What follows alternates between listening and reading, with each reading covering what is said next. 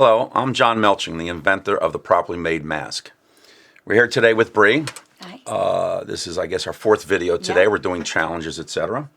This particular challenge is for the government, United States government. In the other video, we put one out for the Ukrainian people, Dr. Phil, whoever else we did. But in those videos, you learned that I was an ex-Special Forces veteran. Love my country. Love the government. We all can do better. One of the questions I have for you, when COVID hit, it certainly was terrible, and the government got together and made respirators for a lot of people quickly. A lot of companies got involved. Wonderful, wonderful. Do you think the government, regarding masks, did any program instantly, et cetera, and got masks for people? I know they didn't. Okay. I was looking for them like crazy. There was like a mask shortage, I think. Well, I believe there was a stockpile and a mask shortage, et cetera, but the types of masks that they had, again, nobody has reinvented the mask that I can research and find any changes ever.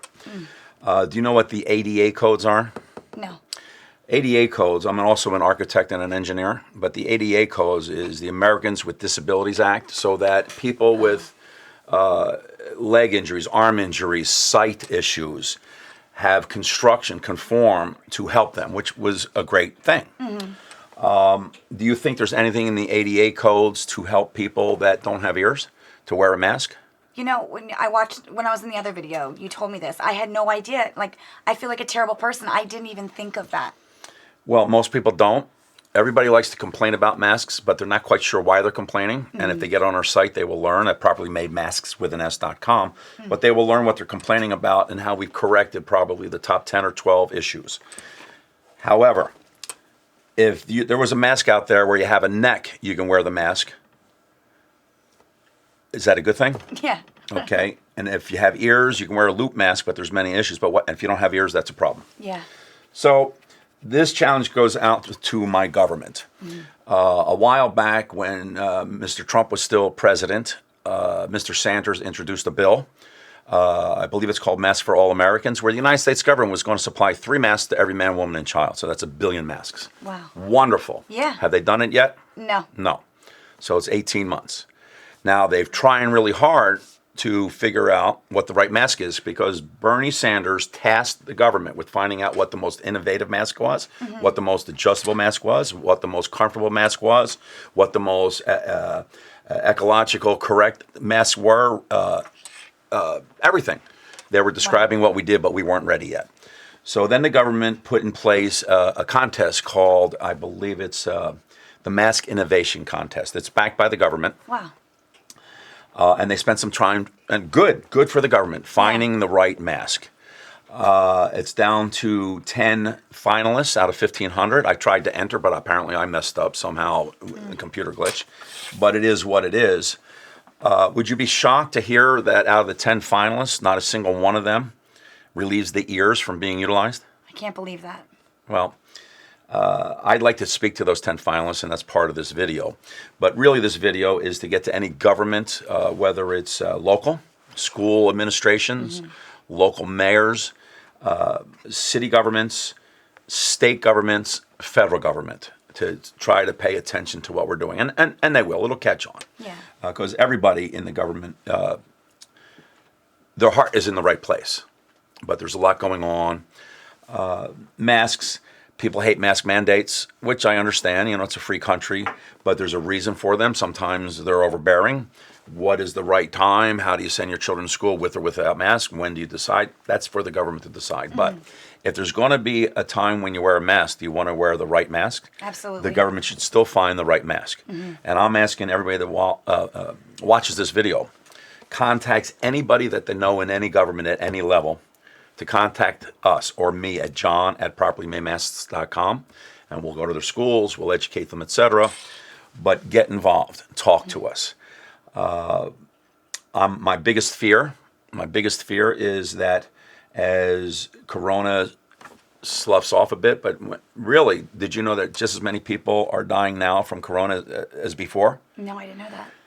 Masks do help.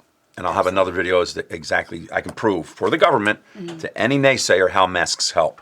but to what degree? And that's what we've tried to do, is produce something that saves lives. It can be pretty, It was very pretty. but it's not designed to be pretty. It's designed to help and be proper. Like you're wearing a nice beige one now that you like to call pink. Yes. But it's blush. It's called blush. Yeah. We have also, here's what we're going to do. I've taken the time to have people that work with me take some of our masks. And if you'll note here, there's a mask for the House of Representatives, a house for the senators, and a mask for the White House and all the Congress members. I believe there's 800 or so masks in all. These are not being sold. We're going to mail them off to everybody with a personal letter from me to get involved. Oh, wow. Big task. Yeah. 800 contacts, but it's important. And if anybody wants to volunteer and help, they can certainly do it. But the point is, we're sending it so that somebody in government at the federal level can say, oh my goodness, this is really something good.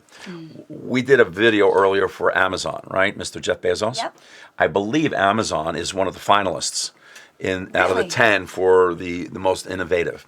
And I think it's for material. So I think what the government should do, instead of having a contest that pits people against each other, figure out how to get all those people working together and integrate all their wonderful designs and come up with the most innovative, proper mask, most comfortable mask, most protective mask, most adjustable mask for the public. Would that That's a make great sense? idea. Yeah. So I'm inviting anybody that is in the Mask Innovation Challenge to reach out to me. And I've already said John at properlymademask.com. And we can talk. We can put things together so that when the government does start producing masks for the public, that they're producing the right mask. Yeah. Something with longevity. These masks, if you wash them, they'll last you 2 years instead of throwaways.